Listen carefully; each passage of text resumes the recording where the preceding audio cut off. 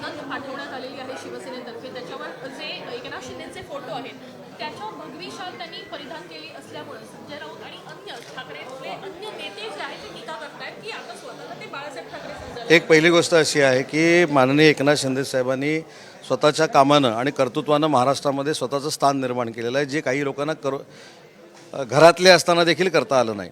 वंदनीय बाळासाहेबांचा जो विचार आहे 80% समाजकारण आणि 20% राजकारणाचा, हा तंतोतंत एकनाथ शिंदेसाहेब पुढे घेऊन जात आहेत. त्याच्यामुळं काही लोकांना पोटसो उठलेला आहे. मला असं वाटतं की दसरा मेळाव्याच्या संदर्भातली सामाजिक भान ठेवून कसे निर्णय घ्यायचे हे एकनाथ शिंदे साहेबांनी आज अख्ख्या महाराष्ट्राला दाखवून दिलेलं आहे. त्याच्यामुळे त्यांच्या बोलण्याकडे मी काय लक्ष देत नाही आणि महाराष्ट्रातली जनता देखील लक्ष देत नाही.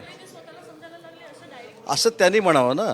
परंतु आजपर्यंत एकनाथ शिंदे साहेबांनी पक्षाचं नेतृत्व करत असताना वंदनीय बाळासाहेबांच्याच विचारानं आणि धर्मवीर आनंद साहेबांच्याच विचारानं केलेलं आहे. तर कोण काय टीका करतं ह्याच्याशी आमचं काही घेणं देणं नाही. अशीच टीका विधानसभेच्या वेळी झाली तरी देखील 80पैकी 60 आम्ही जिंकलो आणि 100पैकी काठावर 20 ते जिंकले.